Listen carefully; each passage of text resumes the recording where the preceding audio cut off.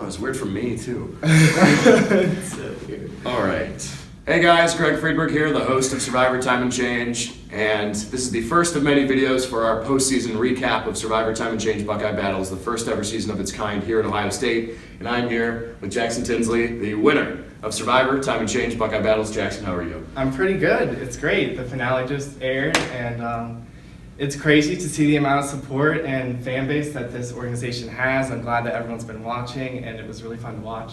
So I'm excited for this interview today. Awesome. So we're going to break everything down from start to Okay. finish. So I want to flash back to April 8th. Yes. You walk into that room, and I don't know what your thoughts are, but walking out of that room, you are the first winner ever at Ohio Yes. State of Survivor Time and Change. How did that feel for you? It was incredible, obviously. It was such an honor to not to be just the winner, but to be the first winner. It really felt like I was taking on a role within the organization, and I was so excited to just become a face for the season. And just all the hard work that I put into the season, I was so passionate about it. It just felt like it really paid off. And then with everyone telling me, I don't know if you can win, and then me always having to tell myself, I know I can win, it was just great to just finally be like, I was right. And it was like a sigh of relief. And just an 83-day struggle just paid off. And I just remember that night, like, we all celebrated and everything, and I was just in a state of shock. Like, I just wanted to go to sleep. I'm so happy that you put that line in there about, like, I've had many sleepless nights, because that's how it was for 83 days. I was so stressed out that I, like, couldn't sleep. My mind was always on the game, so it was just like, it's over, and I won. I was just thrilled. Right. So, and I'm talking about, you talk about like just being a face for the organization and Yeah. everything, and I think that with this being the first season, it's an experience that you really had nothing to base anything off of at all. So, walking out of the experience of Survivor Time and Change, what did you take away?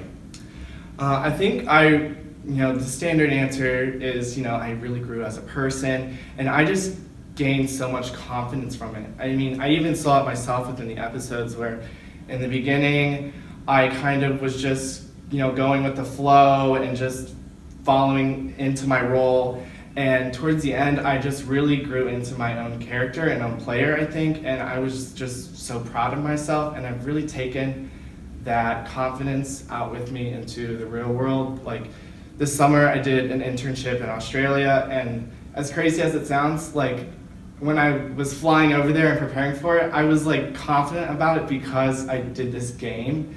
And that was really cool for me to see, I guess, because I just have like a lot more confidence now, and I feel like I did that, and I'm just proud of myself, I guess. So, yeah. So, you've obviously watched everything back. Yeah.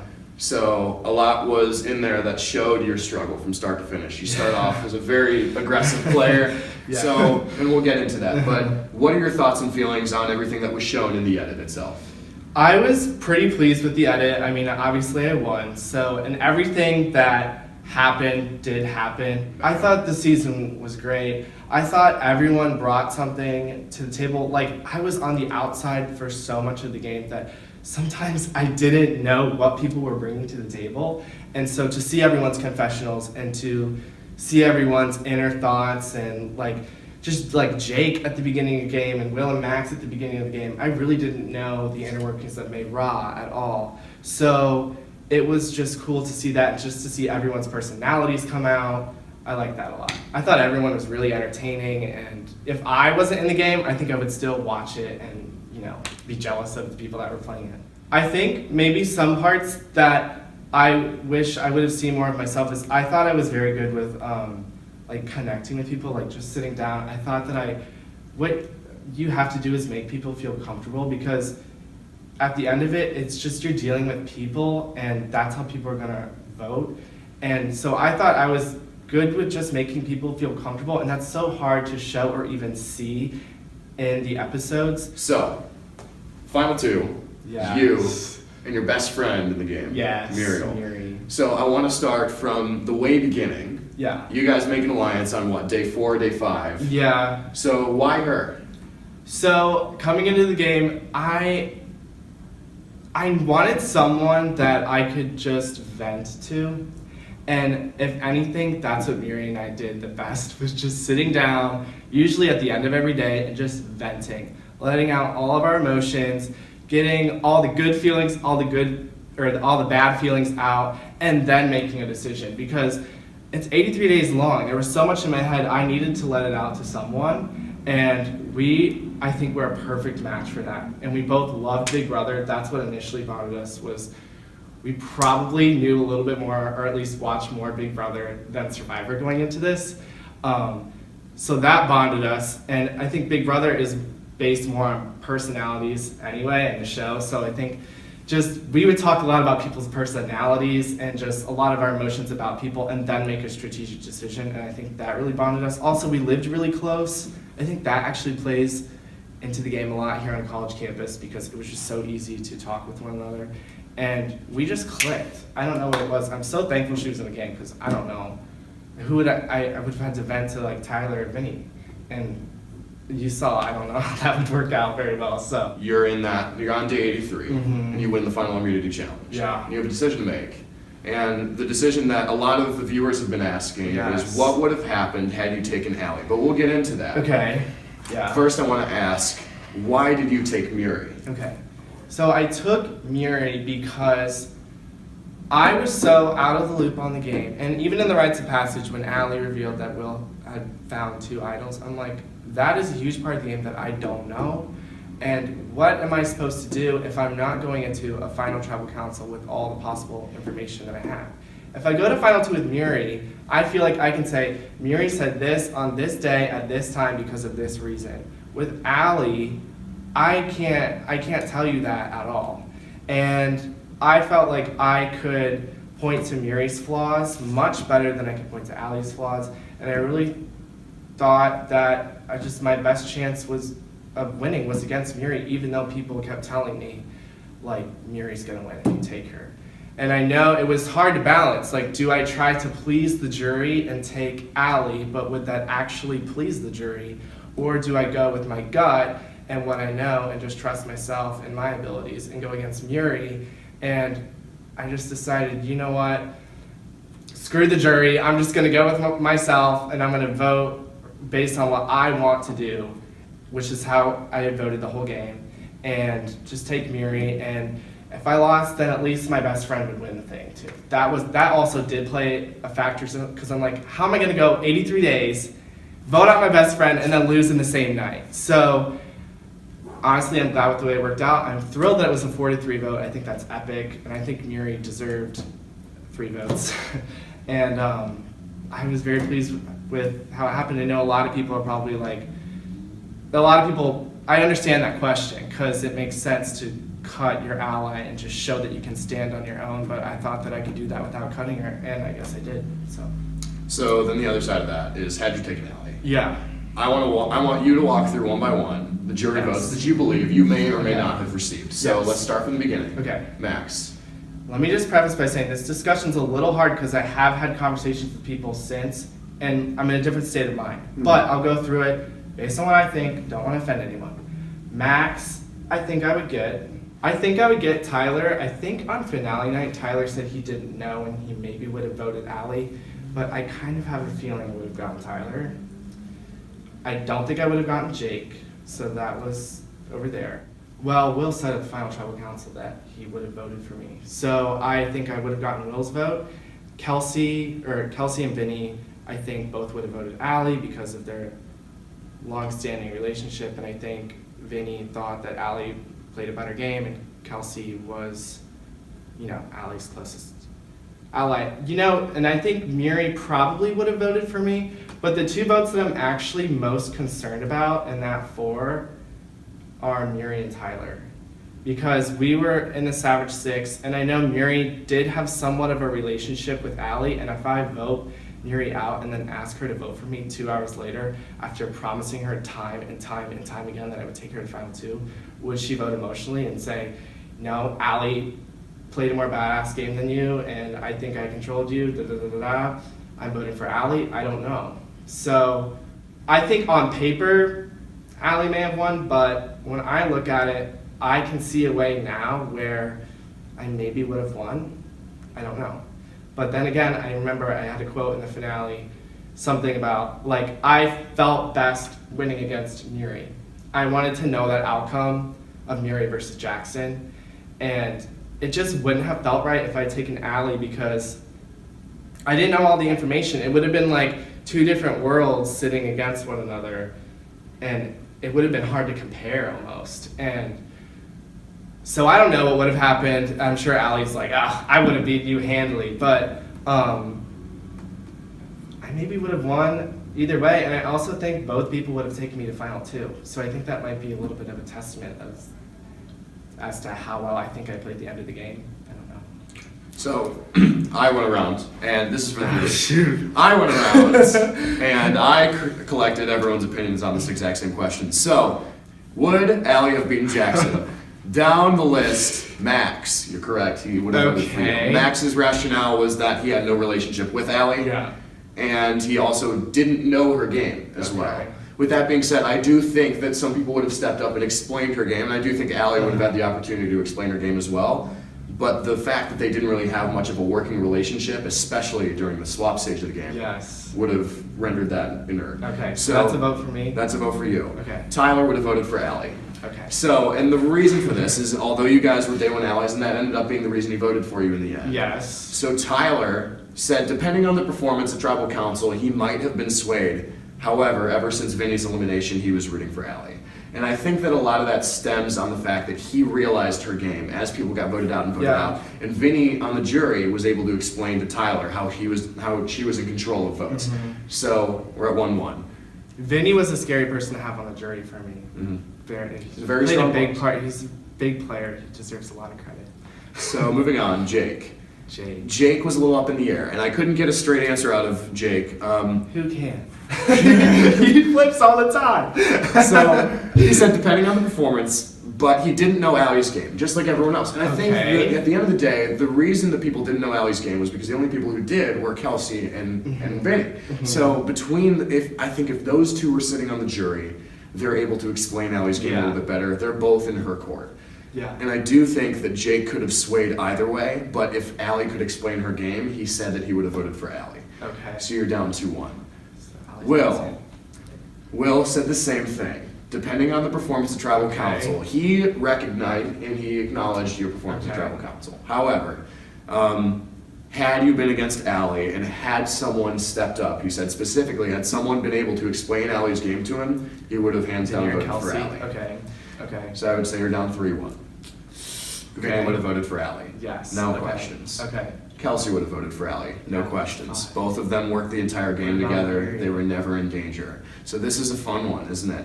So Muri and I talked about this as well. And Muri said that she would have voted for you. Okay. However, had you made the case at Tribal Council that you did against her when she was sitting on the jury, that you were the one in control, she would have swayed the other way and you would have lost 6-1 against Allie. So that's the other thing. It would have been a much different approach had I taken Allie. Because all the things I said at Final Tribal Council were against Muri. If I would have had to go a totally different route, that I honestly don't know what I would have said in some cases against Allie. So the answer to the viewers' questions, Allie, most likely. Don't quote me on that. It's hard to put ourselves into that position, but looks like you made the right decision. So, moving on, did anything surprise you watching it all back? Because like you said, you got to see everyone else's confessionals. Did anyone stick out to you as, wow, they played a great game and I just didn't realize it? Kelsey was someone the whole game where I was like, what is this girl doing? Like, I would get mad sometimes. I'm like, she's probably gonna beat me. And I was like, I've done so much more. When in reality, like, she was controlling things. Some might argue the most within that power three of Vinnie, Kelsey, and Allie. Kelsey did exactly what she was supposed to do, in my opinion. She was observant, she listened to people, she was kind to people. I think, honestly, and I seriously think everyone was thinking about taking Kelsey to Final Two because they thought that they could beat her. But with Vinnie on the jury, promoting Kelsey and campaigning for Kelsey, she may have won if Allie didn't win that Final Four. If Kelsey wins the Final Four immunity, Kelsey might win the game. I don't know, I could be wrong, but I think Kelsey was a really good player, and she surprised me a lot watching back. I mean, obviously May Raw. A lot of my strategy was if I wasn't in it, I didn't want to be involved in it. So I didn't branch out and try to insert myself into situations like the May Raw tribe at the beginning. So a lot of that part I didn't know exactly how it all came about and how it happened. So that was cool to see. But the biggest prize for me was Kelsey. Fair. And I think that's a safe assumption for everyone to make. And I think we got that a lot in the comments was, why does everyone think that Allie is the head, right? And I think we tried to explain that as much as we could. Yeah. But at the end of the day, I do think a lot of people were surprised by her. She was a gamer. Yeah. And she was good at the game. So shout out to you, Kelsey. We'll be doing this later with you. All right, so let's talk about Will. Yeah, Will Wall. Right. So this was a developing story. Yeah. From day one. Yeah. Maybe from before day one. Oh, for sure before day one. So why you develop this rivalry? Yeah. You want Will out so badly throughout the entire game, and you Yeah. did eventually get your wish. However, it was on a night that you really didn't want your wish. Yeah. So walk me through this rivalry and this relationship. Okay, so you have to understand, I'm like a CBS super fan, and I watch these shows all the time. And lately, returnees just fare pretty well, and they usually get to the end, or in some cases they win. Nicole Franzel, Big Brother 18, had just won the summer before, and I was just like, okay, if anything, I've got a 1 in 16 shot, probably not gonna win. Let me just take out Will, then I'll feel a little bit accomplished. I'll feel like, okay, now I can play this game. I can like have that under my belt and be like, okay, at least I accomplished that, and then try to win. But then I think that kind of came with me growing as a player was I realized, okay, I actually want to win. You know what I mean? Like in the beginning of the game, I was like, I want to do this, I want to do that, I want to be the biggest, baddest player. And then I was like, I saw my name come up at the first merge final tribal council, and I was like, okay, I actually want to win. Like I don't want to go home, and I'll do whatever it takes so I don't go home, so that way I win. And so going back to the whole Will thing, I just was like, I don't want, to me he was like an outside force. And I was like, okay, he can have conversations with people that are so intriguing about Survivor. I can't have that. And, you know, people just want to work with him. You know, you want to go to someone that you feel connected to or that you want to be connected to. And, you know, he's likable because he was on Survivor. And I was like, I want to be likable. So I'm like, I want him out of here so that way. And that's kind of how I felt about Vinnie too. I was like, these guys are such big threats that I want to be doing that. So I need to get them out of the way so that way I can do that. And I just looked at Will as just this beast that needed to be taken down or else he was going to win. And I guess that ended up happening. And it happened on a night where I guess it had to happen that night. I know I had a plan to take him to Final Four, and I think that plan maybe would have worked. But with Allie winning immunity, that was the safest route. I mean, what you saw was really how it was. I mean, it was the challenge and then the vote. We didn't have any time, and it was just like, well, we don't really know what to do. Whisper here, whisper there, done. So, and it worked out, so. Cool. You went into that whole thing where you started shifting strategy. Yeah. And I think we saw that a lot develop with Will especially, where eventually in the pre-merge, you were very balls to the wall, Yeah. excuse the pun, of like, I want Will out, especially Yeah. once you were on the Kilowatt tribe with all the guys. Yes. So, Swapped Caleb. and then we see post-merge, Mhm. you said you see your name come up at that first merge tribal council. So talk about that shift from a very aggressive gameplay to almost a very behind the scenes, like carefully manipulating game. Yes. So I realized during the swap stage of the game, I was like, okay, I've messed up because if you're playing a great game, your name isn't being written down. And when I saw my name come up, I was like, and you know, there's such a thing as vibes in Survivor. And at that point in the game, I just had really bad negative vibes. And I was like, I know I only got 2 votes at the final 9 tribal council, but I have to change something or I'm gonna get a lot more votes from a lot of people that I thought that I was close with. So the only thing that I could think of to do was to just shut up, get in the background, and just hope that I stay.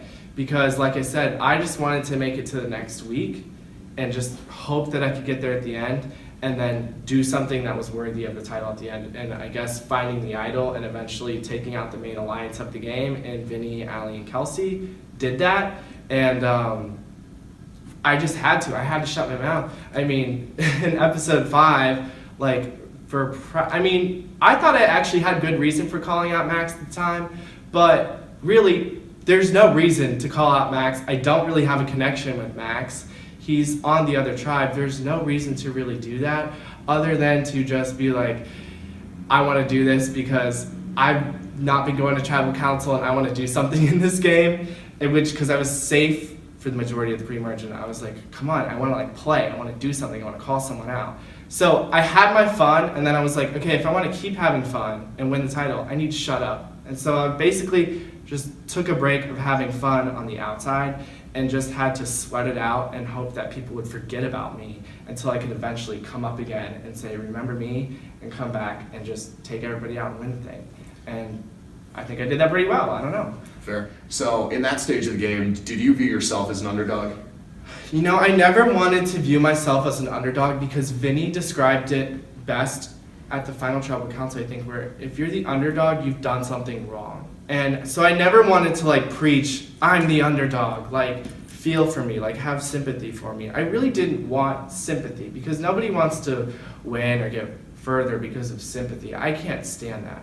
So I didn't want to preach like I'm the underdog. Instead of I preached, you know, why are you lying to me? I'm really just trying to work with you and be loyal to you, because I thought I generally did that with people in the Savage Six.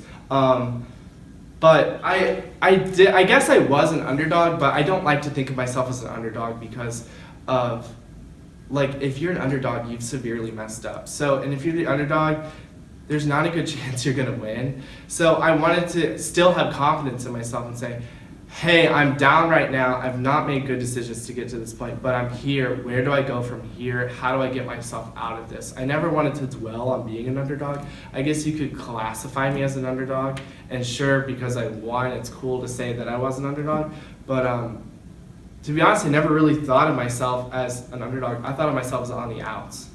So. With that, I've made a comment to a lot of people that I believe personally, and I think a lot of other people on your cast do as well, that in terms of self-awareness, you were probably one of the most self-aware players in the game. And I remember I said that in Final Tribal Council. So talk about why you believe that. You can't win the game, in my opinion. Only certain people can win the game. You do have to possess some qualities that, like, there are some people that are probably never going to win the game just because of their personality, and it's just not in them to be able to keep up with the 83-day power struggle. It's just, you have to be able to sense vibes, sense, you know, intentions of people, and sense how you are perceived with others. And like, you have to, basically, you don't have to be able to read people's minds, you have to be able to read people's feelings. Does that person actually want to be there sitting next to you, or are they just doing it because they've been told to, or they feel like they have to? It's just being able to read people's intentions and feelings and who they are as a person. You know, I like to look at people in the game and think, okay, where did they come from? You know, like Muri's from New York. She can hang with it. Like, she can think on the fly, because, you know, I think of, she's from New York City. Like, but in my mind, that's how I thought of people. Like, you have to think of why people act the way that they act. And I thought I was pretty good at deciding why people acted the way that they act. You have to look at their backgrounds and where they come from to determine how they're going to play the game. That's what I thought was one of my great strengths, and that's why I thought that I was self-aware. And I thought I tried to be a different person in the game than I was in real life, so I could continue that presence of being extremely self-aware and making sure I didn't come off as a threat to many people. I want to know what you did bring from who you are in real life into the actual game. So things that you're involved in on campus, or things that you've done over the past couple of years that you believe influenced your game and the way that you saw everyone. I think I'm like pretty optimistic, and I'm pretty cheerful in some cases. And like I said, like, I try to be a pleasant person to be around outside of this game. surprisingly. And so no one wants to be around like a negative person. Sure, when Miri and I talked, we were negative about the game at times because we were frustrated. But I think I'm a swim coach in the summer, so I'm very optimistic. Like I lead cheers for a summer swim team of like kids age 5 to 18. So I'm able to deal with like a lot of different kids, young and old, and just try to connect with that person even if they don't want to be talking to their swim coach. Like an 18-year-old may not want to talk to me because I'm like 2 years older than them and I'm like trying to do a cheer about the colors blue and green. But again, it's like connecting with that person. It's just a game about connecting with people and understanding their feelings and making sure that those feelings fare well for you. And so I kind of tried to bring in those skills into this game. We have a lot of moments that I want to point out, and what I want you to do with this is let's discuss a couple of them. We're not going to go through each one because I think you've touched on a lot of them. Okay. So pre-merge moments. Yeah. Biggest one, probably that dictated the results of the season, the formation of the Savage Six. Mm-hmm. Then we have the split of you and Miri at the swap. Yeah. You guys are the only pair out of anyone that is put onto two separate tribes. Yeah. The conversation with Jake. Yeah. Which potentially was the one that puts you on everyone's hot seat. So then you have the max call out, which you touched on. Your individual immunity win pre-merge. Yes, thank God. That most likely saved your life in the game. And then we get to the Cal vote. Yeah. So that stream of events, the last like 3 or 4 that I mentioned there, were probably a lot more negative for your perception and your status in the game. Yeah. The first couple were very positive. And I want you to pick some of those out and just discuss what those moments meant to you and how you saw them in the game. So the big thing for me is just this one conversation with Jake. Like everyone still talks about it. Oh, that conversation with Jake. And something that I'm still trying to figure out myself because I genuinely want to know is where I did go wrong in that conversation, because I clearly went wrong. I had to win a challenge pre-merge, and clearly I messed up there. And I'm still trying to find the answer as to, did I actually sit down and say, okay, I want to get rid of Tyler and I want to get rid of Vinnie, and I want to do it soon. I don't know if I did that necessarily, but I know Jake went and told all the players that I said that, which was a good move because he almost got me out pre-merge. But I'm trying to decide, was that actually an error on my part, like fully on my part, or did Jake just do, in addition, a really good job of twisting my words, and did he have a really good job connecting with people, and people trusted him to the fact where they believed that I said that in harsher terms than maybe I actually did? Because it is true, I did want to get rid of Vinnie, and I did at some point want to get rid of Tyler. Did I want to do it pre-merge? No, I don't think so. If that was the plan, maybe. But no, I wanted to get rid of them at like final 6, final 5, like when I did eventually get rid of Vinnie. So that conversation with Jake is still just crazy and confusing to me. And everything happens for a reason, so maybe in the end it's a good thing that it happened, but that has just been blown way out of proportion, where I really didn't go in with the intentions of trying to blow up my game that afternoon, but I guess I did, but thankfully I was able to save it. And I know it should be viewed negatively that I had to win a challenge pre-merge to stay in the game, but that's what the challenges are there for, to rescue yourself from a social game or a strategic game mishap. And I had one, and luckily it was in a stage of the game where I could recover. So let me just say, I'm really thankful for the Savage Six. I know it got crazy at the end, but I wouldn't have won the game without the Savage Six. I mean, look at the final 5. It's all Savage Six except Tyler. So, if you weren't part of the Savage Six, I mean, it was an amazing alliance, and everyone in that alliance was a great game player, and in my opinion, crushed the game. And I'm just really thankful to be a part of it, and I think it was great. So shout out to the Savage Six. Cool. So let's go into post-merge. Yeah. All right, so a lot to talk about there, because I think post-merge is where a lot of the moves to win the game eventually be made, especially late in your game. However, I think there's a couple of votes to talk about before. Okay. So on the max vote, you're on the right side of the numbers. So you're in. Yeah. You knew what was going on. Yeah, I knew what was happening. Yeah. And then you get into the Tyler vote, Yes. which was for you the first blind side of the game. Yes. So talk me through that vote.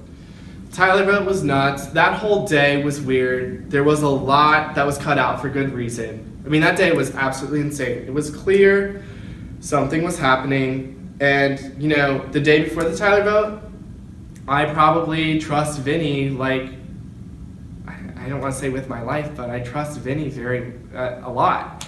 And that day, as more and more information started to come in, it was like, we are not in control like we thought we were, and something bad is going to happen tonight.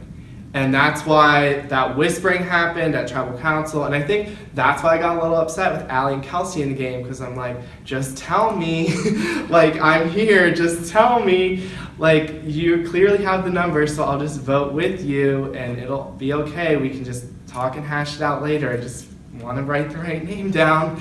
And so I think that was a pivotal moment, because that said, Jackson, Mary, you're on the outside, and you better find an idol. And additionally, that was when I realized Vinnie was not with me. And Vinnie is the strategic player that I thought that he was, and he's against me. So that was like, wow, I have an uphill battle from here. I need to gear up and get ready. So then, was that reaffirmed with the next vote then? Because you thought Will was going home at final. Yeah. So you didn't see this either, but I'm with Mary right before the vote, and Kelsey calls Mary and says, "Yep, we'll have 3 votes on Will, 2 on Jake, and there's going to be 2 votes on Mary." And Mary and I were like, "Okay, like, great, like we really are going to go K-Labu 5 strong." And to be honest, I think, you know, I don't know how much I realized that Allie, Vinnie, and Kelsey were together. So if that K-Labu 5 if they had just strung us along and actually voted out Will that night and maybe done Jake the next week, they would have made us feel a little bit safer, and maybe Miri and I aren't as close, and they're able to continue to dominate the game. I think by leaving Miri and Jackson out of that vote, the Jake vote especially, was a little bit of a mishap on their part, because it really strengthened my bond with Miri. We're like, whoa, like they told us to our face that someone was going home right before the vote, and they knew that that person wasn't going home. Like, we're playing with lethal players here. Like, we need each other if we're gonna get through this. So that was definitely a wild night, because we were like, okay, we just got screwed over again, but we're still here. We're like, why? And so that was just a crazy stage of the game, because, you know, you're not in power. It's weird to not be in power, because normally in your own life, you know, you can make your own decisions. You're not dependent on other people controlling your life, but you're in the game here, and it's like other people are controlling how you dictate and feel within this game, and it was just a weird stage. It's weird to not feel like you're in power. Right. So then we talk about how I believe when your game turned around was also that night. yeah. So, and one thing that I think should be said on camera is that the 2 people who I believe were the most observant of everything that was going on in the game were you and Miri.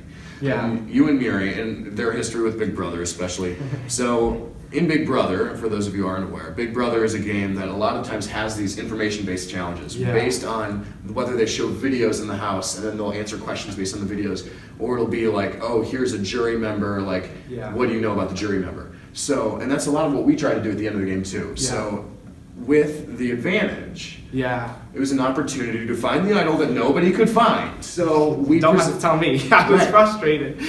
So you get this chance at the advantage. Yes. And we give you 1 minute to answer this question. Fastest minute of my life. I mean, crazy. Yeah. And did you have those numbers in your head? Did you have to like backtrack and be like, okay, calm down, like let's think about this? Yeah, I mean, so I didn't know what the advantage was, and I remember even saying after, like, I was like, I don't know if I want the advantage, like, it's kind of a target on your back if somebody finds out, which I still stand by, but obviously I needed that advantage. But thank God that question was that question, because I knew those days.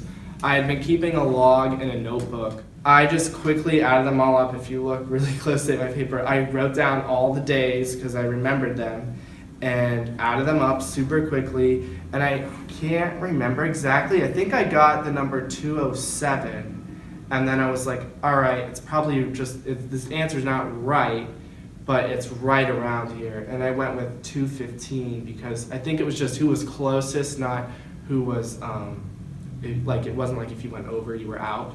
So I just went with 215. And then mistakenly, another error in my game was, this wasn't really shown, but Vinnie and I immediately talk. And Vinnie and I talked a lot throughout the game too. But Vinnie and I immediately talk, and we share probably both way too much about what we put.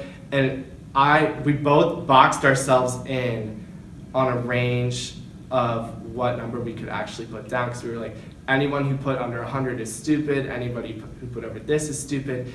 And so I think Vinnie and I both knew that one of the two of us got it, and when Vinnie knew that he didn't get it, he probably knew that I got it, because I revealed too much in that conversation. But So do you know what the actual answer was?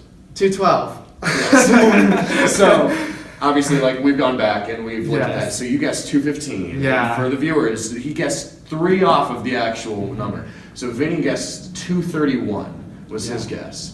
So between you two, you were the closest. Mm-hmm. So one of you two was going to get it. Yeah. So you two were the closest. Mm-hmm. And obviously, we make you guys think on your feet, but we started to test observation skills of the game. Yeah. Because one of the most important things in Survivor is knowing what's going on around you. And even if you're not in the loop on votes, knowing what's going on around you is important. Yeah. So that's one thing that we tried to prioritize, and I think that you really mastered that. Yeah. So going on then, after that, you have a long night. Because right? So that vote, and Jackson talked about this on film. So in that vote, we had scheduled that spring break was starting the next day. And we said, 8 a.m. the next morning, the game stops. Because you guys aren't allowed to meet up and have strategy meetings or record anything or look for idols because half the cast was leaving. Yeah. So you took advantage of that 12-hour period that Yeah. you had. You went home and changed clothes and everything and got ready for a long night. So talk me through that, because I wasn't with you and on camera. He went to bed. Right. So he texted me. He's like, "I'm going to bed. Like, you're crazy." Right. So whenever someone finds an idol, I will record it in person with these people. So I did it twice with Will, and then I was going to do it with you. Yeah. Because I said to myself, I'm like, there's no way he doesn't find this, because that clue, well, ambiguous. And the point of the clue, the clue was not where the idol was. It was a clue of what was near it. Yes. So that was supposed to give you a hint of maybe a direction to look, but not so much where to look. Which I misread for probably 5 hours. Right. So I went to bed, and you look for this thing from 11 p.m. until 5 a.m. And I get a text, I wake up to it at 5:30, and it says I have it. And I'm like, oh my God, I'm going home. I can't film this for you, so I hope your film is good. So talk me through that night. Yeah. So in my mind, it wasn't even an option to look after 8 a.m. Or to look after spring break. I had, what was it? Was it 2 clues and an advantage, or 3 clues and an advantage? 3 clues and an advantage. 3, yeah, because there was that one in the voting thing. 3 clues and an advantage, and I can't find it within 6 hours. I was like, really? I said to you over the summer, I remember, in Game Changers, when Suri has that moment of crossing the beam, and I did it. For me, that was a huge moment, because I'm like, I need to do this. I need to do this on my own, and I need to do it tonight, because I need to prove to myself that I can find this thing. I couldn't find the clues, even though they were on a corkboard that says information at the top. And I was trying so hard, but not in the correct way. And so I was just like, Jackson, now's the time. Even outside of the game, class, it was really a break that I had to look for. Class was basically over. I wasn't really doing much over spring break. That was the chunk of time I had to just put every ounce of my being into looking for this thing.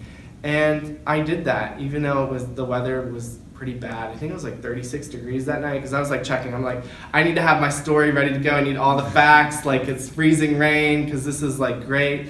And I said in the show, like, I wasn't leaving until I found it, because I'm like, I'm crazy. Like, why can't I find it? I have a picture and 3 clues. Why can't I find it? And I knew I was so on the outs in the game that I needed to find it. If without the idol, I don't win the game. So I needed it that night. So you have 3 clues and an advantage, which is the 4th clue. Yeah. Everyone else had 3 clues too. So did it just Yeah. surprise you that no one up to that point had found this idol? Yeah, especially after I had gotten screwed over by Will's idol in the beginning of the game when he used it that night. I was forever afraid of idols. That's why I think there were like a lot of split votes this season, is because I was just so scared of idols. I was scared every tribal that someone was going to have an idol. And I thought with 3 clues that somebody probably has it. And when I found my idol, I'm sure you know this, I thought, 1, mine could be fake, and 2, somebody else probably has another idol that maybe goes with those 3 other clues, like maybe there's another idol out there, and that's why I was so scared that final 5 night, because I'm like, what if Vinnie has an idol that I don't even know about? So I was surprised that nobody else had found the idol, but I think that just goes to the passion that I had to find it, because I think it was in a hard spot, I think, and I tried as hard as I could and I found it. So. Awesome. So now let's talk about the next stage, right? Yeah. So you guys come back from break. Yeah. You have safety, potentially, and you don't know whether or not to play at a final 6. Also, for the camera, I tricked Jackson into bringing the idol that night. So Jackson had the idol at the final 6 tribal council, but he didn't know that there was going to be a tribal council. I had told him that he was going to do a confessional with the idol because I hadn't done one in person with him since I had gone home for break when he found it. So Jackson had the idol. You had the opportunity to play it, and you didn't play it. So talk me through the final 6 vote. Final 6 vote, that was a surprise vote. For some reason, and I think it's because I had the idol in my pocket, I just had confidence throughout the rest of the game. And I just didn't think that it made sense for the rest of them to get rid of me that night. And because Miri had just become this great shield for me in the game that I felt like would always take votes before me. So it really wasn't a matter of should I use the idol on myself tonight. It was, am I in a position where I feel like I need to keep my shield in Miri and maybe pull off a great move in saving an ally? Because I think this is my take on it, the only bigger move than saving yourself with an idol is saving someone else with an idol and then still remaining in the game. Because that shows that I think that just shows that you're a really strong player. And so I thought, does Miri need this? Do I need this? And, can I make it through the rest of the game without Miri as a vote and stuff? And towards the end, I just thought, I think tonight might actually be the night where Will goes home. And I'm like, I'm just going to risk it all and keep it, and then I'll know I'll be safe next week. And I just took a risk. And towards the end of the game, you just have to take a risk. You just have to say, listen, it's either going to go one way or the other. Either I'm meant to be here or I'm not. And luckily, again, maybe a little bit of luck, everything turned out okay that night, and I got to keep my idol. So you guys vote out Will in that situation. Yes. And a lot of what we saw was last second you whisper to Allie and you whisper to Miri and you make eye contact with Kelsey and you say Will. Yeah. And they vote alongside you. Did it surprise you that they voted alongside you there? It did, because I was, and I don't really know still how much I actually played a part in them doing that, if they just thought that, because what I was trying to say to Allie that night was, you have to keep the other pair in the game, because Allie and Kelsey, they were a known pair. At that point, Jackson and Miri were a known pair, and I just kept saying, if you get rid of Miri, I don't really see why they would just want to get rid of me next. And so that's what I just kept trying to push with Allie and Kelsey. But it surprised me a lot that Vinnie, Allie, and Kelsey didn't vote together. I definitely think if there was more time within that week, that Vinnie may have been able to get everybody on the same page and vote out Miri. Because I know Vinnie really wanted Miri out that night. And probably would have been a totally different tribal council if it wasn't a surprise tribal council. Right. So So then let's walk into the next vote. yeah. So your rival, longtime rival, Will Wall leaves. Yeah. On a night that the day before you had talked to them and said, I want to work with you. Yeah. Right? I really did. And target Allie. Yeah. And Allie wins immunity, everything goes wrong. So then you go in Final Five, you have an idol Yeah. between you and Miri. And you hadn't told Miri about the idol. Mhm. So why didn't you tell Miri about the idol? Well, I didn't tell her about it initially. I started to allude to it right after Will went home, because we were at Final Five, and I knew that Miri and I were on the bottom. And so I started to allude to stick with me, we'll be okay. Because I didn't want to lose Miri, and I knew towards the end of the game, Vinnie and Miri have that conversation where they're like, okay, we're two really good players, we might need each other. Should we work together? And you know, Vinnie's amazing at the game. And I'm like, could Vinnie pull Miri away from me this week? And I'm like, possibly. Let me allude to stick with me. We've been through this whole thing together. Let's stick with each other. It'll be okay no matter the outcome of the immunity challenge. And then she wins immunity. And then I'm like, okay, we just to secure the 2 votes, let me just show you this. It brings our trust together for the rest of the game. Everything's out on the table. Let's do this. Let's take out the guy that we perceive as running the game in Vinnie. And that's what we did. And I didn't tell her about it.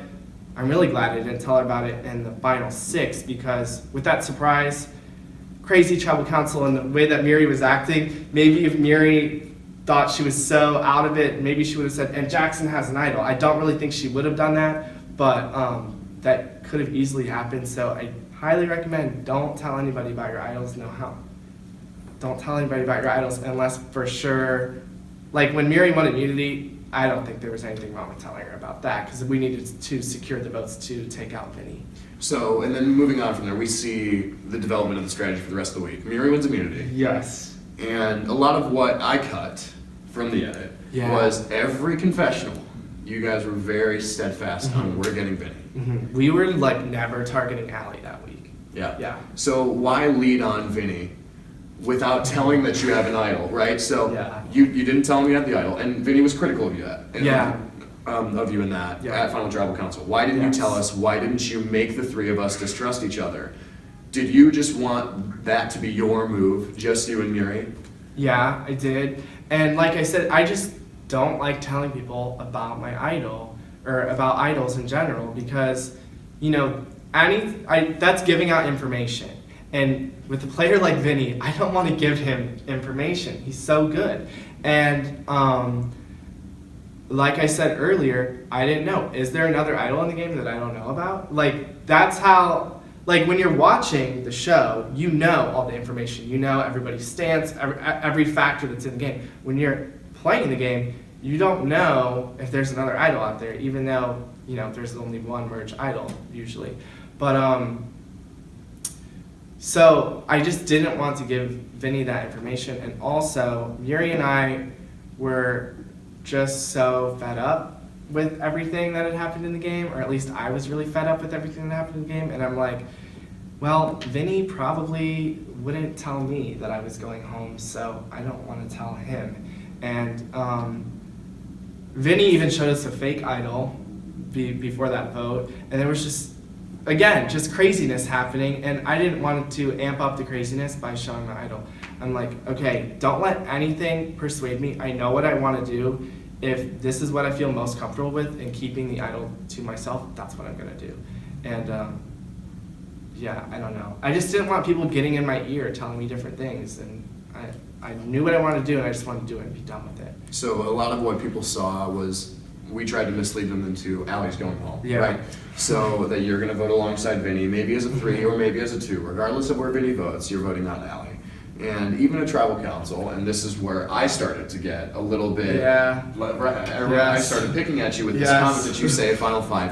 And I want to make sure you address this on camera because a lot of people in the comments started talking about it. So, at Final Five Tribal Council, you throw out this comment about how you believe you and Miri are the only 2 who have survived, right? Yeah. And I know that since then, I don't think you stand by that comment the way that Yeah. you did in the season, because I know that you've seen Vinnie's game and you've seen Kelsey and Ellie Yes. and how they played. But talk me through why I even say that, because I know it was a lot, Yeah. putting heat on Allie especially, Yes. who had never had that against her, and especially Vinnie, who would, both of Yes. them had never received votes. Yes. So talk me through that. Okay, so of course now I obviously don't feel the same way, but I do have to say I still stand by my feelings, not necessarily that my feelings were correct, but like I felt that way, and like I've been saying a lot throughout this interview, this game is about people's feelings, and if you're not managing people's feelings, then that's probably not good. So anyway, obviously, I think everyone survived, and I even said that, I think, at the Final Four, where, it's just different strategies in surviving. And, I know. Another reason why I really wanted to speak up at that Final Five Tribal Council and just try to put Allie on blast was because Muri had been going to tribal councils and just calling out people, making, feisty, sassy comments, and I would watch the jury laugh at it, and it seemed like they would respect it. And I'm like, okay, if I think my best shot at winning is against Muri, I can't have Muri point to her fearlessness at tribal councils and say Jackson was scared and didn't do that. I think sometimes people may have looked at me and said, oh, Jackson's too scared to do anything, and I wanted people to see that I wasn't really scared to go after Allie or Vinnie. And I also think that I was pretty good at seeing who the threats were, and I wanted to let people know that even if I was like going out or if I was going to lose the game, that at least people watching knew that I knew who was good at the game. Allie was good at the game, Kelsey was good at the game, and Vinnie was good at the game. And I wanted to keep a good relationship with Kelsey, so I didn't want to like put her on blast too much, but I just wanted to let everybody know I see what Allie's doing, and I didn't want to let Vinnie know that night because I didn't want him to think he was going home, but I wanted to let Allie know I see what you're doing, and I don't like it. It's a threat to me. You gotta go. And part of it was emotional, part of it was a little bit of strategy with the jury in order to make sure that they didn't see Muri as someone who was just crazy at tribal councils and I was too scared to do anything. Okay. So Vinnie goes home. Yep. Probably one of the more critical votes of the game, because then we go into the Final Four of two pairs. Yes. And a lot of people criticize that decision because you have Vinnie as an extra vote. Had you gone after an Allie or a Kelsey, Vinnie swings to your way to have a 3-1 advantage at Final Four, was what a lot of people did see. However, you go into that 2-on-2, right? Why did you want that over the other scenario? I wanted the two pairs against one another because I thought that the girls would go after each other. And I thought with Vinnie out of the game that I could sit in more of a comfortable position. I just didn't want Vinnie in the game anymore because I kind of thought that he was better at the game than me, and I don't like that. I don't like to feel like there's somebody in the game that's better than me. And I was like, taking Vinnie out with an idol might be the only way out of this situation. And so that's what I did. And like I said, at the end of the game, you have to take risks. I mean, in the two pairs, I'm thinking, okay, well, first I have to lose the immunity challenge. For it to be a bad situation, I have to lose the immunity challenge. I have to have, the other pair choose to vote against me, which probably isn't likely based on their voting history. And then I have to lose the tiebreaker challenge. And I'm thinking to myself, well, if I can't win an immunity, if I can't convince other people to not vote me out, and then I can't win a tiebreaker, then what am I good at in the game? I don't deserve to win. That's the conversations that I was having with myself and making that decision to take Vinnie out at 5. Because I'm like, if I mess up those three things, then I probably wouldn't win in a Final 2 anyway, because that's bad gameplay. But instead, I didn't get any votes cast against me, and I think I described that situation pretty well in the final tribal council. Cool. So you guys vote against Kelsey, and this is more so their stage, right? So Kelsey and Muri go against each other, and Muri ends up beating Kelsey in that tiebreaker, Yeah. also based off of Observation. Yeah. Yeah. And you guys go into a final three Yeah. of Allie and then you two. And did you go into that final day thinking, I am taking Muri no matter what if I win? That's, I mean, definitely 90% of me, I would say, was thinking, if I win, I have to take Muri for reasons that I've stated before, and the fact that she has flaws that I know that I can point to, and Allie probably has some flaws too, but I don't know if I can point to them or speak about them well enough. And so, yeah, I mean, something that wasn't really pointed out in the show was that Allie and I, and this is my fault as much as it is Allie's, Allie and I never met during the game. We didn't sit with each other one-on-one. We only met with each other one-on-one, I think, 2 times in 83 days. So that's what I mean when I say it would literally be 2 different worlds sitting next to one another in the final 2. So, and I thought it would also speak volumes if I could win the challenge and say, I'm taking Muri to final 2. And maybe I'm wrong for thinking so, but if people are saying, oh, Muri's taking you through the game, then, you know, I could point to the final 3 challenge and say, well, look who's quote unquote taking Muri to final 2. And like, I'm not trying to throw a dig at Muri or anything, but that's, I felt comfortable in taking Muri rather than with Allie. Mm-hmm. The last thing I want to talk about is final tribal council. Yeah. Because that night was long. Yeah. And a lot of heat gets thrown at both of you because at the end of the day, yes, it was 2 people at the end who weren't in the know for most of the merge. Yeah. And then when they got into power, and Muri says it best, is you almost didn't know what to do because it was so unusual. It really, yeah. So talk me through just your feelings at Final Tribal Council, sitting next to Muri and having to face those 7. Yeah, so let me talk about how I was actually feeling during Final Tribal Council. And it's weird because when I watched the episode, I didn't really see any of that. So it must have just been all in my head during Final Tribal Council.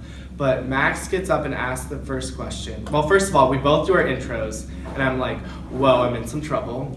And then Max stands up and throws me the idle clue and only asks Muri a question and really almost doesn't even address me. And I'm like, wow, I'm screwed.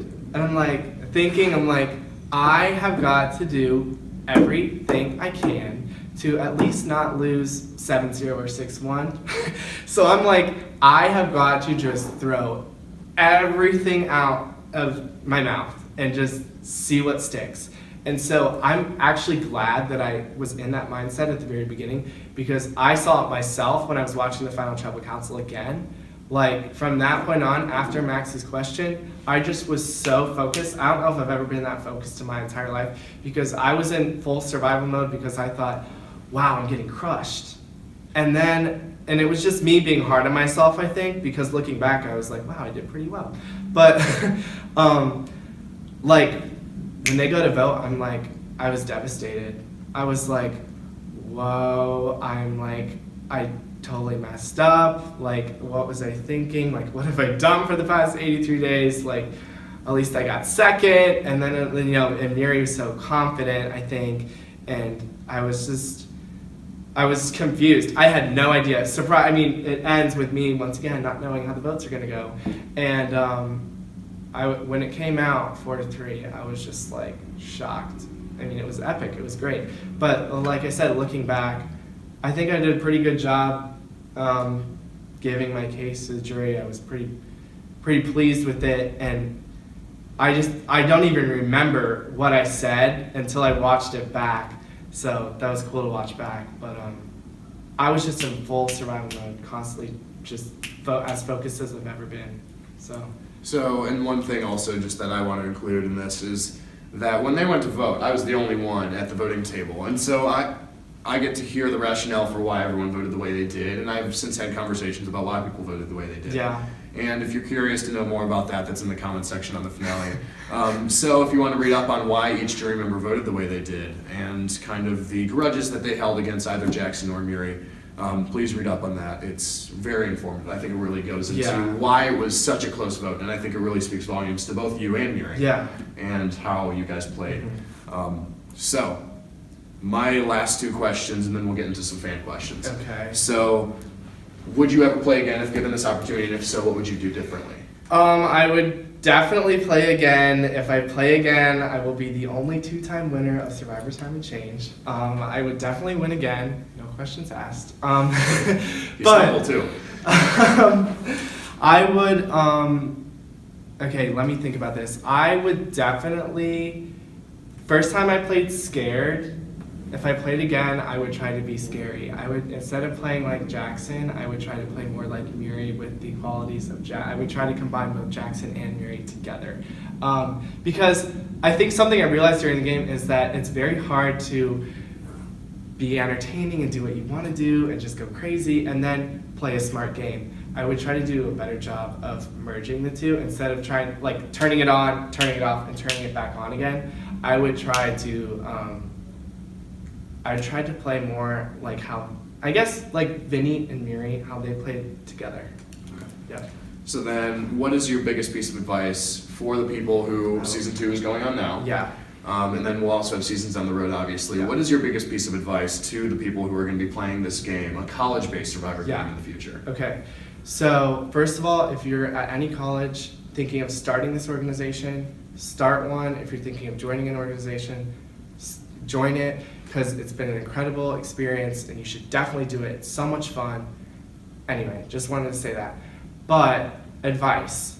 First of all, speak up and be loud. Even though sometimes watching myself, I'm like, he needs to shut up because he's screaming into the camera. I was screaming. It's like, at least you could hear me though. Anyway, okay, biggest piece of advice. When the camera goes off, have a conversation with that person. Like, about school, about life. Because that's when, and I noticed like Vinnie would do this because Vinnie's very good at the game. I've said it many times. Like, you can't just have a game relationship with someone, you need to have personal relationships with people. Build a personal relationship with as many people as you can, but don't get messy. I think Tyler he tried to really, Tyler I think was genuine in forming relationships with people, but people kind of caught on to it and it kind of backfired. And you need to just form personal relationships outside of the game with people, and they will respect you in a jury vote, and they will probably keep you safe at tribal council votes. So that would be my biggest piece of advice. And keep a notebook of information and find an idol. Don't tell anyone about the idol either. Perfect.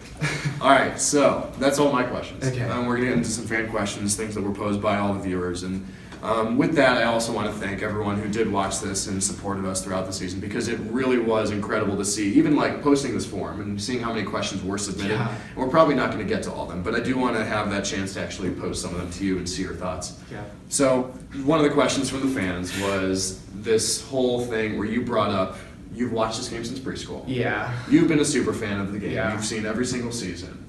And with that, who from the game, either as a winner or someone else, do you relate to and brought into the game? Okay, so there was a question like this in the application thing, and I was like so happy with my answer because I really liked the idea of this.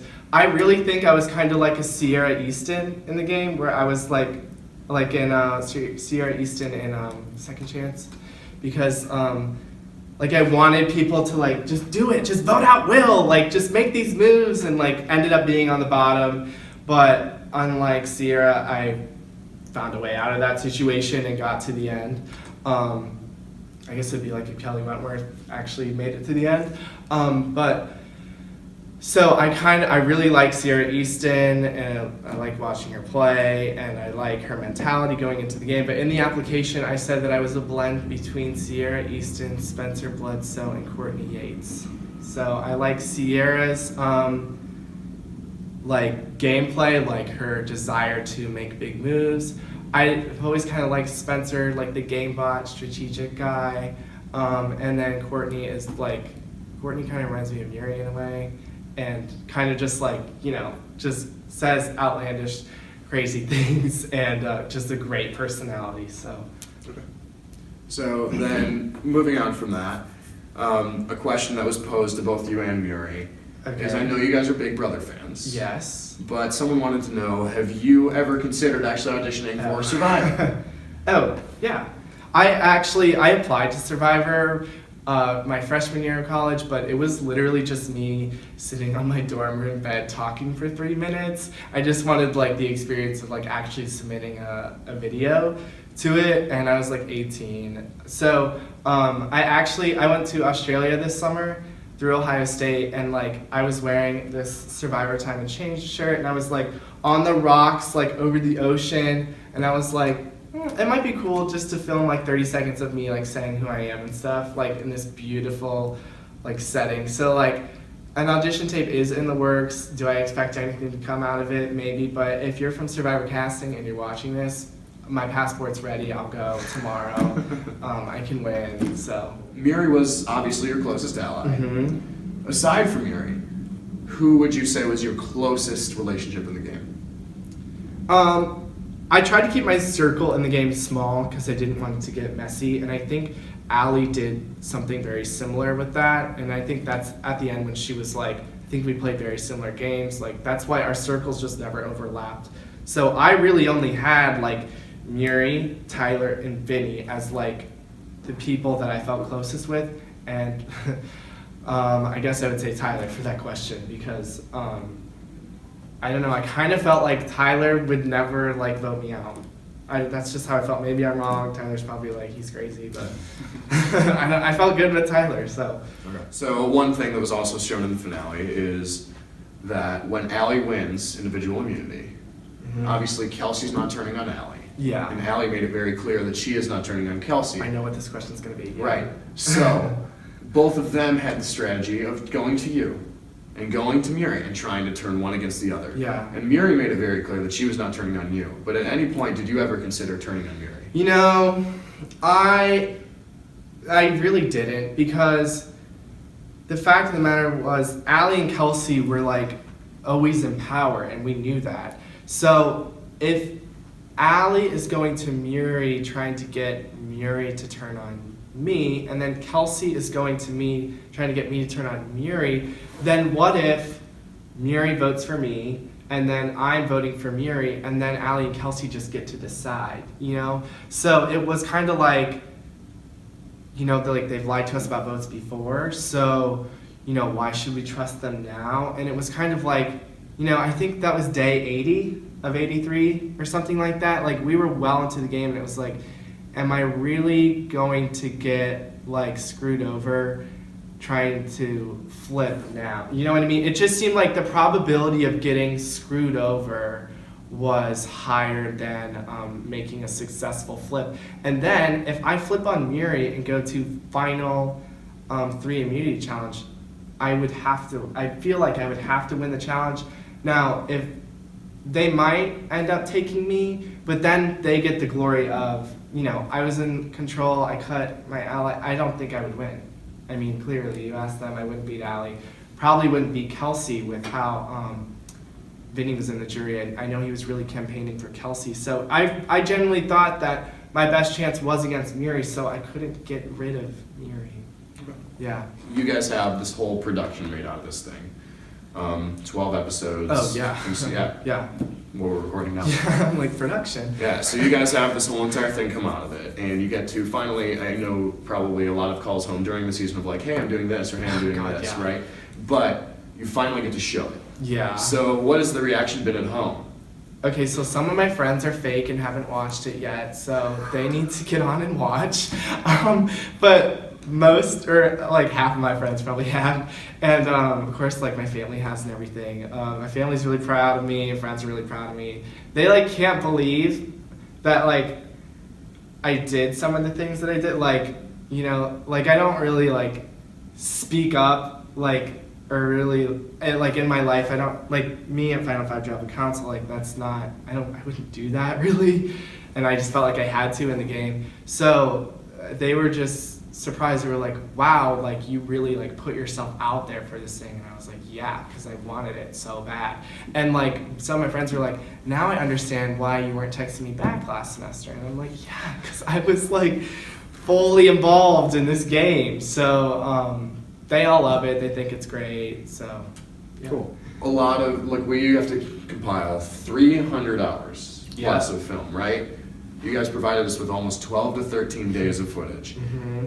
We compiled that into 12 episodes. What was not shown, good or bad, Okay. in the series that you want to make known? So I think I kind of touched on it before, where like personal connections, dealing with people, like a lot of what makes, I think, a great Survivor player isn't really shown on an episode, probably even in the real Survivor, because there are bonds formed with people that are just hard to show and hard to describe how that came about. And so I think it's hard to show how you can form personal connections with people or how those formed. Again, it's kind of like vibes. Like it's hard, you can't show vibes on an episode.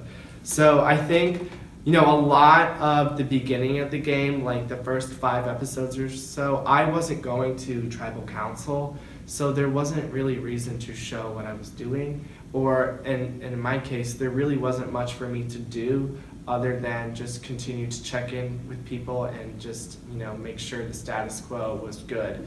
And that's not really cool to show, and it didn't need to be shown.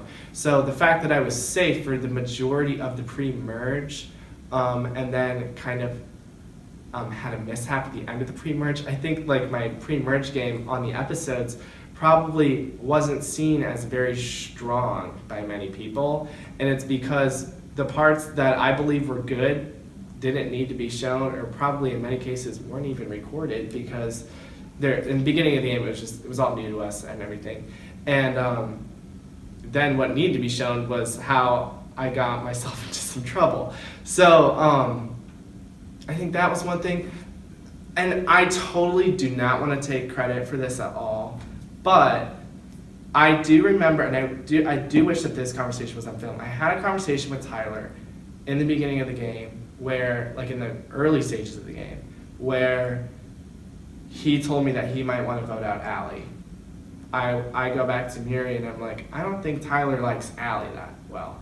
And on my perception, for me, I kind of think, and Muri deserves all the credit, I would say, for turning Tyler and Allie against one another, but I think that's how that kind of sprouted, was because very, very early in the game, Tyler came to me and told me about Allie, so that was trust.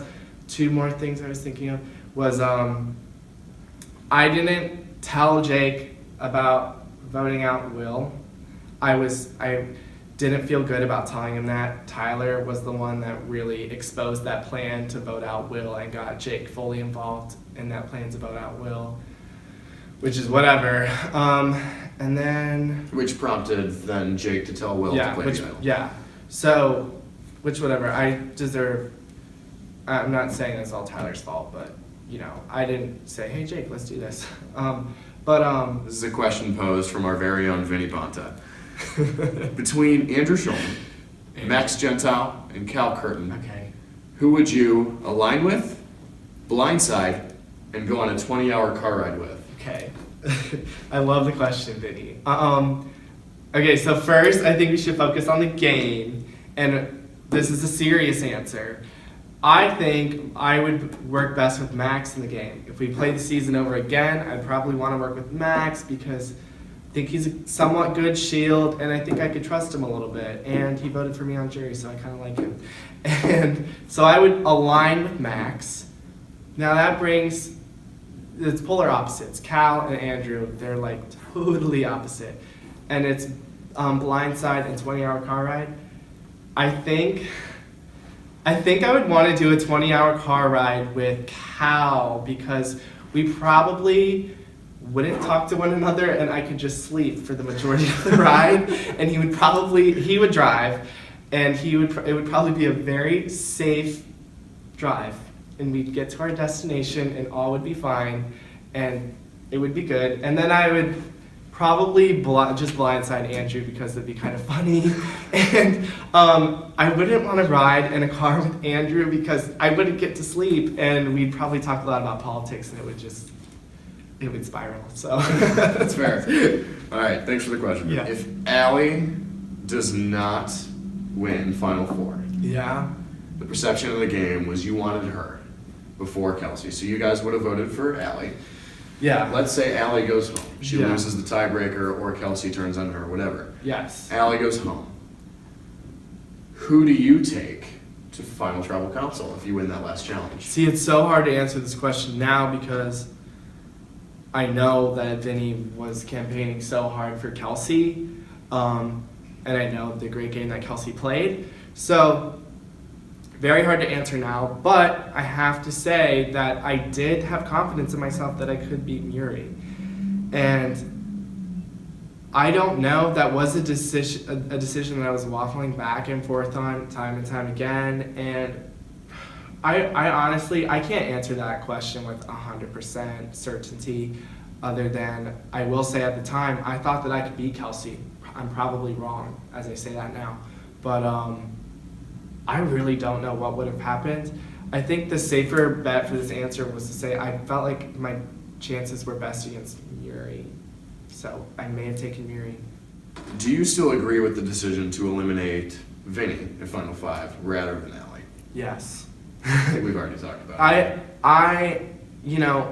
Vinnie, I thought if Vinnie got any further, he was going to win the game, and I was like, I have the idol, I don't want to take out, Allie or Kelsey. I felt like the best way to put it is I thought I could take out Allie or Kelsey in a regular vote. I wasn't sure if Vinnie was ever going to go home in a regular vote, and when you play an idol, it's not a regular vote, so I thought that was the time to get rid of Vinnie. The perception of the game at one point was that you had two pairs, each with a head, in Muri Yeah. and Allie. Yes. So once you've seen everything that's transpired with the game, do you think that perception was correct on the other side? Because having Allie as the head of that alliance and you guys targeting her, do you think that Kelsey kind of got a bad rap for that? Yeah, I think Kelsey did, and that's nothing against Allie really. It's more just pro Kelsey. Kelsey is like so quiet and like with her, it's just like it's little things in this game. Like Kelsey's voice is just more quiet, and Allie kind of has a stronger voice. So I think that plays a part in how you perceive people. And like I said, I really didn't meet with Allie individually that much at all during the game. So something that was said a lot during the game was Vinnie, in order to protect Allie and Kelsey, I'm assuming, he would always downplay Allie and Kelsey, downplay them a lot, and say, and Muri said this in an episode, Vinnie would say, Allie tells Kelsey to jump, and Kelsey says, how high? And so we were thinking, trusting Vinnie, we were like, wow, like Kelsey is just following Allie, but I really don't know if that's true. And of course, someone who has said, oh, Jackson's just following Muri, I don't like that characterization of Kelsey. So I think she definitely was playing her own game. When you take Muri to Final Two, Yes. did you expect a 4-3 vote? I don't know if I expected a 4-3 vote. I didn't expect it to be 7-0 either way. I expected that I could present a case that would win. I thought it would be more so like 5-2, but I didn't think it would be 4-3. And when it came out 4-3, I just was in shock. I mean, I just loved the ending because it was just an epic ending, and I thought it was great for the first season to end 4-3. I should say though, and this probably isn't the best thing, but like a lot of times during the game, people would just talk about jury votes and who's voting who all the time, and I was just like, let me just get to the final two, and then I will. Like, it sounds terrible to say, but then I'll figure out jury votes. But I wasn't pissing people off as they were going to jury. But I wasn't totally thinking, whose vote can I get on jury? I was just thinking, let me play a game that will be respected no matter who's on the jury. And then hopefully, if I can present a case and speak well enough in the final tribal council, then they will respect that and give me their vote. So I never really wanted to waste time thinking, okay, is Max going to vote me or Muri? I was like, let me just focus on the game instead of them, because I'll try to flip their perception later. When I read that last vote, did you think it was going to be Muri or you? I thought it was going to be me, to be honest, because it was the way that you showed them. I was like, It's not like the momentum was so high for Muri, and then it was so hot. I don't know. When it was 3-3, I was like, oh my gosh, I think the next vote's gonna be for me. And then I saw the sun, thanks to Kelsey, and I was like, because it was scary at first, because you know you expect to see Jackson, like a full name, and then like you see 4 letters, like Muri, M-U-R-I. But the second I saw the sun, I was just like, oh my god. And then I was like, Kelsey. Like in my mind, I'm like, oh, Kelsey was the flipping vote. But I guess in reality, it was Will that flipped his vote at Final Tribal Council. But it's just crazy. Anything that you want to say? Well, I just want to thank everyone who's watching. I've seen all the comments, good and bad. I love all the feedback. It's just so cool that you guys have taken the time out to watch our story unfold this whole time. I hope you have had as much fun watching as I had playing it. And I hope you guys continue to watch, because I know that there are going to be more seasons where people play just as hard. And I'm really glad that we could deliver a great season for you guys and that you guys like it. Yeah, thanks for watching. It's just been great. It's been so much fun. Awesome. Thank you. Yeah, thank you. All right, guys, so that's all we got with Jackson Tinsley, the first ever winner of Survivor Time and Change at Ohio State. Survivor Time and Change Buckeye Battles, the sole survivor. Congratulations again to Jackson, and we'll be meeting with everyone else this week to get their take on the game as well. So thanks, bud. Okay, thanks. All right, awesome. Yep.